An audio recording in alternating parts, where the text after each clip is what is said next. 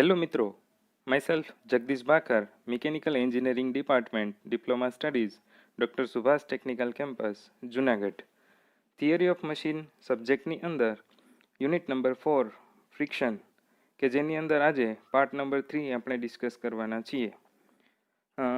Friction in ક્લચીસ. તો આપણે આમ તો બધા ક્લચથી પરિચિત હોઈએ જ, કેમ કે રોજબરોજની આપણી લાઈફની અંદર આપણે કોઈને કોઈ વેહિકલ ચલાવતા હોઈએ છીએ અને વેહિકલની અંદર આપણે ક્લચનો યુઝ કરીએ જ છીએ. એટલે આપણે પહેલાં બેઝિક સમજી લઈએ થોડું ક્લચ વિશે. A clutch is a mechanical device which engages and disengages power transmission, especially from driving shaft to driven shaft. એટલે કે એક મિકેનિકલ ડિવાઇસ છે કે જે પાવર ટ્રાન્સમિશનમાં ખૂબ જ મહત્ત્વનો એક ભાગ ભજવે છે, કે જે પાવર ટ્રાન્સમિશનની જે એસેમ્બલી છે તેમાં એંગેજ અને ડિસએંગેજ કરવાનું કામ કરે છે ડ્રાઇવિંગ શાફ્ટ અને ડ્રીવન શાફ્ટને. Clutch connect and disconnect two rotating shafts, drive shafts or line shaft. એટલે કે તે કનેક્ટ અને ડિસ્કનેક્ટ કરવાનું કામ કરે છે. In automobiles, friction clutch is used to connect the engine to the driven shaft. એટલે જનરલી ક્લચ છે એ ઓટોમોબાઈલની અંદર ખૂબ જ એક મહત્ત્વનો મિકેનિકલ ડિવાઇસ છે. સાથે સાથે તે ઘણા મશીનરીઝમાં પણ યુઝ થાય છે. In this device, one shaft is typically attached to an engine or other power unit. It means the driving member, while other shaft, it means the driven member, provides output power for work, while typically the motions in are rotary. એટલે generally clutch છે એ rotary motion માટે જ use થતું હોય છે. આ ક્લચની અંદર એક શાફ્ટ કે જે એન્જિન સાથે અથવા તો પાવર યુનિટ સાથે જોડાયેલો હોય છે, કે જેને આપણે ડ્રાઇવિંગ મેમ્બર કહીએ છીએ, અને બીજો જે શાફ્ટ છે તે એટલે કે જે ડ્રીવન મેમ્બર છે તે જ્યાં પાવર સપ્લાય કરવાનું છે, એટલે કે જે આઉટપુટ પાવર મોકલવાનું છે ત્યાં જોડાયેલો હોય છે. A friction clutch has its principal applications in the transmission of power of shafts and machines which must be started and stopped frequently. એટલે કે જે ફ્રિક્શન ક્લચ છે તે જે ફ્રિકવન્ટલી સ્ટાર્ટ અને સ્ટોપ કરવાના મશીન્સ હોય તેવી જગ્યાએ તેનો બહોળો ઉપયોગ થાય છે. Now, types of clutch. Friction clutches of the following types are important from the subject point of view. Generally 3 પ્રકારના ક્લચીસ છે એ અવેલેબલ છે, કે જેની અંદર ડિસ્ક ઓર પ્લેટ ક્લચ, કે જેને આપણે સિંગલ ડિસ્ક અથવા તો મલ્ટી ડિસ્ક ક્લચ વડે પણ ઓળખીએ છીએ. બીજું છે કોન ક્લચ અને થર્ડ છે સેન્ટ્રીફ્યુગલ ક્લચ. હવે આપણે સિંગલ ડિસ્ક અથવા તો જેને આપણે પ્લેટ ક્લચ કહીએ છીએ તેનું કન્સ્ટ્રક્શન સમજીએ. A single disc or plate clutch, as shown in figure, consists of a clutch plate whose both sides are faced with a friction material. એટલે કે સિંગલ પ્લેટ જે ક્લચ છે તેની અંદર એક ક્લચ પ્લેટ હોય છે કે જેની બંને સાઈડ એક ફ્રિક્શન મટીરિયલ છે તે લગાવવામાં આવતું હોય છે, અને તે જનરલી ફેરેડો નામનું મટીરિયલ તે લગાવેલું હોય છે. It is mounted on the hub which is free to move axially along the splines of the driven shaft. એટલે કે તે ડ્રીવન શાફ્ટ જે છે તેની એક્શિયલ ડાયરેક્શનમાં તે મૂવ થઈ શકે તેવી રીતે હબ સાથે લગાવવામાં આવે છે. The pressure plate is mounted inside the clutch body which is bolted to the flywheel. એટલે કે ફ્લાયવ્હીલ સાથે એક એસેમ્બલી કરેલી હોય છે કે જેની અંદર પ્રેશર પ્લેટ છે એ લગાવેલી હોય છે. Both the pressure plate and the flywheel rotates with the engine crankshaft or the driving shaft. એટલે કે આ જે એસેમ્બલી છે પ્રેશર પ્લેટ અને ફ્લાયવ્હીલની તે એન્જિન ક્રેન્કશાફ્ટની સાથે અથવા તો જેને આપણે ડ્રાઇવિંગ શાફ્ટ કહીએ છીએ તેની સાથે એ રોટેટ થાય છે. The pressure plate pushes the clutch plate towards the flywheel by a set of strong springs which are arranged radially inside the body. એટલે કે આ જે આખી એસેમ્બલી છે તેની અંદર સ્પ્રિંગ્સ હોય છે કે જે હેવી સ્ટીફનેસવાળી હોય છે અને તે પ્રેશર પ્લેટને પુશ કરવાનું કામ કરે છે અને જ્યારે એ પુશ થાય છે ત્યારે ક્લચ પ્લેટ છે તે ફ્લાયવ્હીલને તેના તરફ ધક્કો મારે છે. The three levers, also known as release levers or fingers, are carried on pivots suspended from the case of the body. એટલે કે 3 પ્રકારના અહીંયા લીવર્સ છે તે આપેલા હોય છે કે જે પીવોટ્સને સસ્પેન્ડ કરવાનું કામ કરે છે. These are arranged in such a manner so that the pressure plate moves away from the flywheel by inward movement of a thrust bearing. એટલે કે અહીંયા આપણે ઇમેજની અંદર જોઈ શકીએ છીએ કે જે થ્રસ્ટ બેરિંગ છે તેની મૂવમેન્ટની સાથે સાથે ફ્લાયવ્હીલ છે તે ઇનવર્ડ અને આઉટવર્ડ મૂવ થઈ શકે છે પ્રેશર પ્લેટની મદદથી. The bearing is mounted upon a forked shaft and moves forward when the clutch pedal is pressed. મિત્રો, આપણે ઇમેજની અંદર જોઈ શકીએ છીએ કે સિંગલ ડિસ્ક ક્લચ એસેમ્બલી આપણને આપેલી છે કે જેની અંદર વચ્ચેના ભાગમાં હબ આપેલું છે કે જે ડ્રીવન શાફ્ટ સાથે અટેચ છે અને તેની સાથે પ્રેશર પ્લેટ અટેચ થયેલી છે.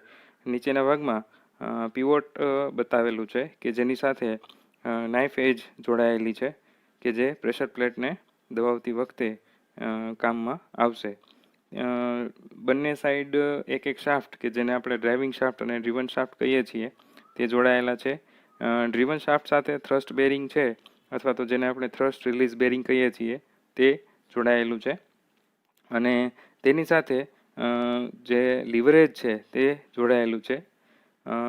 ઉપરના ભાગની આપણે વાત કરીએ તો હબની સાથે જે પ્રેશર પ્લેટ છે ત્યાં બોડીની અંદર સ્પ્રિંગ લગાવેલી હોય છે બંને બાજુ અને તે ક્લચ પ્લેટ જે દેખાડેલી છે ત્યાં ફ્રિક્શન લાઇનિંગ કરેલી હોય છે. એટલે કે જે ડિસ્ક છે તેની બંને બાજુ ફ્રિક્શન મટીરિયલ લગાવેલું હોય છે અને આ જે પ્રેશર પ્લેટ છે તે ફ્લાયવ્હીલ સાથે બોલ્ટેડ હોય છે. એટલે કે તે ફ્લાયવ્હીલ સાથે એસેમ્બલી કરેલી હોય છે. હવે જ્યારે આપણે પ્રેશર પ્લેટ છે પેડલને પુશ કરીશું ત્યારે જે લીવરેજ છે તેના થ્રુ થ્રસ્ટ બેરિંગ છે તે એક્સેલ ડાયરેક્શનમાં ધક્કો મારશે, પુશ કરશે અને જે હબ છે ત્યાંથી આગળના ભાગમાં પીવોટ છે ખેંચાશે અને સ્પ્રિંગની મદદથી જે પ્રેશર પ્લેટ છે તે દબાશે. જેવી પ્રેશર પ્લેટ છે તે દબાશે તો જે ડ્રાઇવિંગ અને ડ્રીવન શાફ્ટ છે તેની એસેમ્બલી છે એ છૂટી પડશે. એટલે કે તે ડિસએંગેજ થશે અને આ જ રીતે ગિયર ચેન્જ કરતી વખતે આપણે જ્યારે ક્લચ કરીએ છીએ ત્યારે પાવર શાફ્ટ અને ડ્રાઇવિંગ શાફ્ટ આ બંને છે એ ડ્રીવન શાફ્ટ આ બંને છૂટા પડે છે અને જ્યારે આપણે પેડલ ઉપરથી જે ફોર્સ લગાવીએ છીએ તે રિમૂવ કરશું તો ત્યારે જે એસેમ્બલી છે એ ફરીથી એંગેજ થશે અને જે પાવર છે એ ટ્રાન્સમિટ થવાનું ચાલુ કરશે. હવે જે પાવર ટ્રાન્સમિટ આપણે કરીએ છીએ એ અલ્ટિમેટલી ટોર્ક ટ્રાન્સમિટ કરી અને આપણે કરતા હોઈએ છીએ. તો જે ફ્રિક્શનલ ટોર્ક જે સિંગલ પ્લેટ ડિસ્કની અંદર જનરેટ થાય છે તે કેટલો થાય છે તે આપણે કેલ્ક્યુલેટ કરવાની કેલ્ક્યુલેશન જોઈએ. આપણે આગળ જોઈ ગયા એ પ્રમાણે ફિગરની અંદર આપણને બે ફ્રિક્શન સરફેસીસ આપેલી છે કે જેમાં એક્સિયલ થ્રસ્ટ ડબલ્યુ લાગતું હોય. ઇમેજની અંદર સિંગલ પ્લેટ ડિસ્ક આપેલી છે કે જેની બંને બાજુ ફ્રિક્શન સરફેસીસ છે એ ગોઠવાયેલી છે અને આ જે ડિસ્ક છે તેની રેડિયસ છે આર અને ઇનર અને આઉટર રેડિયસ R1 અને R2 થશે. હવે ધારો કે આ જે ક્લચ છે તેની અંદર ટોર્ક જે આપણે ટ્રાન્સમિટ કરવાનો છે તો એ ટી જેટલો છે. સ્મોલ પી છે તે intensity of axial pressure with which the contact surface are held together. ત્યાર પછી R1 અને R2 આપણે વાત કરીએ એ પ્રમાણે એક્સટર્નલ અને ઇન્ટરનલ રેડિયસ છે ફ્રિક્શન ફેસીસની. મ્યુ છે એ કોએફિશિયન્ટ ઓફ ફ્રિક્શન છે. ત્યાર પછી હવે આપણે માનો કે ક્લચનો એક નાનો એવો પોર્શન કન્સિડર કરીએ તો તેના માટે આપણે R જેટલી રેડિયસ અને DR જેટલો થિકનેસ છે એ ધારી લઈએ. We know that area of contact surface or friction surface is equal to 2 pi r into dr. Figure B ની અંદર જે ડિસ્ક દેખાડેલી છે તેના માટે આપણે એરિયા કન્સિડર કરીએ રિંગ માટે, સ્મોલ એલિમેન્ટ માટે, તો એ 2 pi r into dr જેટલું થશે. That's why the normal or axial force on the ring is equal to delta W, and the delta W is pressure into area. એટલે આપણે જ્યારે pressure, intensity of pressure પી અને area છે તે લઈએ એટલે આપણને નોર્મલ અથવા તો એક્સિયલ ફોર્સ છે એ રિંગ ઉપરનો મળે. And the frictional force on the ring acting tangentially at radius R is FR is equal to mu into delta W. એટલે કે જે એક્સિયલ ફોર્સ છે તેને આપણે કોએફિશિયન્ટ સાથે મલ્ટીપ્લાય કરશું એટલે આપણને ફ્રિક્શનલ ફોર્સ છે એ મળશે કે જે ટેન્જન્શિયલ ડાયરેક્શનમાં હશે. હવે ફ્રિક્શનલ ટોર્ક જે રિંગ ઉપર લાગશે તો એ સ્મોલ એલિમેન્ટ આર માટે આપણે લઈએ તો TR is equal two frictional force into જે રેડિયસ છે સ્મોલ એલિમેન્ટની આર તેના જેટલી થશે. અને આ જે FR આપણે આગળ કેલ્ક્યુલેટ કર્યું એ પ્રમાણે આપણને ફાઇનલ જે TRની વેલ્યુ છે તે મળે એ 2 પાઈ ઇન્ટુ મ્યુ ઇન્ટુ પી ઇન્ટુ R2 ઇન્ટુ DR જેટલી મળશે. હવે મલ્ટિપલ ડિસ્ક ક્લચની વાત કરીએ તો a multiple disc clutch is used when a large torque is to be transmitted. એટલે કે જ્યારે ખૂબ મોટા પ્રમાણમાં ટોર્ક ટ્રાન્સમિટ કરવાનો હોય ત્યારે મલ્ટિપલ ડિસ્ક ક્લચ છે એ યુઝ થાય છે. The inside discs, usually of steel, are fastened to the driven shaft to permit axial motion, except for the last disc. એટલે કે જે અંદરની ડિસ્ક હોય છે મલ્ટિપલ ડિસ્ક ક્લચની અંદર તે જનરલી સ્ટીલની હોય છે અને તે એકબીજા સાથે તે ડ્રીવન શાફ્ટ સાથે જોડાયેલી હોય છે એક્સિયલ મોશન મળે તે રીતે. The outside discs, usually of bronze, are held by bolts and are fastened to the housing which is keyed to the driving shaft. એટલે કે જે બહારની ડિસ્ક છે તે જનરલી બ્રોન્ઝ મટીરિયલમાંથી બનાવવામાં આવે છે અને તે હાઉસિંગનું કામ કરે છે. એટલે કે જે અંદરની ડિસ્ક છે તેને પ્રોટેક્ટ કરવાનું કામ કરે છે અને તે બોડી સાથે એસેમ્બલ કરેલી હોય છે, ફાસ્ટનિંગ કરેલી હોય છે. The multiple disc clutch are extensively used in motor cars, machine tools, etc. એટલે આગળ આપણે વાત કરીએ પ્રમાણે જ્યાં આપણે હેવી ટોર્ક છે એ ટ્રાન્સમિટ કરવાનો હોય તો ત્યાં મલ્ટિપલ ડિસ્ક ક્લચ છે એ યુઝ થાય છે. એટલે તે જનરલી મોટર કાર્સમાં, ટ્રક્સમાં, હેવી વેહિકલ્સમાં અને હેવી મશીન ટૂલ્સની અંદર તેનો ઉપયોગ થાય છે. મલ્ટિપલ ડિસ્ક ક્લચનું કન્સ્ટ્રક્શન અહીંયા આપેલું છે કે જેની અંદર ડ્રાઇવિંગ શાફ્ટ અને ડ્રીવન શાફ્ટ છે. ત્યાર પછી જે ડિસ્ક છે મલ્ટિપલ ડિસ્ક એ કેવી રીતે ઇનસાઇડ અને આઉટસાઇડ ડિસ્ક છે એ ગોઠવાયેલી છે તે આપણે જોઈ શકીએ છીએ અને જે સ્પ્રિંગ છે તે પણ કેવી રીતે એસેમ્બલ થયેલી છે તે આપેલું છે. શાફ્ટની સાથે આ જે ડિસ્ક છે તે ફેધર કી વડે એસેમ્બલ કરવામાં આવે છે. હવે ફ્રિક્શનલ ટોર્ક કેલ્ક્યુલેશન જોઈએ મલ્ટિપલ ડિસ્ક ક્લચ માટે. Let N1 is equal to number of disc on the driving shaft and N2 is equal to the number of disc on the driven shaft. અને આ જે driving shaft અને driven shaft ઉપરની જે disk છે તેના આધારે number of pairs of contact surface એટલે કે જે કોન્ટેક્ટ સરફેસની જોડીઓ બને છે તે કેટલી બને છે તો તેના માટે એક ઇક્વેશન છે n is equal two N1 plus N2 minus 1. એટલે કે ટોટલ જેટલી ડિસ્ક હોય તે એકબીજી સાથે જોડાયેલી હોય છે પણ તેની જે જોડીઓ બને તે જોડીઓ જેટલી ડિસ્ક છે તેના કરતાં એક ઓછી બનશે. હવે total frictional torque acting on the friction surfaces or on the clutch, એટલે કે ક્લચ ઉપર જે ટોટલ ફ્રિક્શનલ ટોર્ક લાગે છે તે T is equal to N into mu into W into R. હવે મિત્રો, આપણે જ્યારે બેરિંગને સ્ટડી કર્યું ત્યારે મલ્ટીકોલર બેરિંગ માટે આપણે ફ્રિક્શનલ ટોર્કની કેલ્ક્યુલેશન કરી હતી અને ત્યારે આપણે આ ઇક્વેશન છે તે ડિરાઈવ પણ કરેલું હતું. એટલે ઇક્વેશનનું ડેરિવેશન સરખું જ છે. આપણે મલ્ટીકોલર બેરિંગની વાત કરતા હોઈએ કે મલ્ટી ડિસ્ક ક્લચની વાત કરતા હોઈએ, તે બંનેનું ફંક્શન્સ છે એ કેલ્ક્યુલેશનના સરખું જ થશે. ફંક્શન અલગ છે પણ કેલ્ક્યુલેશન બંનેનું જે ટોર્કનું છે તે સરખું છે. એટલા માટે અહીંયા જે ફ્રિક્શનલ ટોર્ક છે એ આપણને T is equal to N into mu into W into R મળે છે. અને અહીંયા આરની જે વેલ્યુ છે તે mean radius of friction surfaces છે અને યુનિફોર્મ પ્રેશર માટે અને યુનિફોર્મ વિયર માટે તે બંનેની વેલ્યુ છે એ આપેલા ઇક્વેશન પ્રમાણે આપણે કેલ્ક્યુલેટ કરવી પડશે, એક્સટર્નલ અને ઇન્ટરનલ રેડિયસને ધ્યાનમાં લઈને. હવે વાત કરીએ કોન ક્લચની.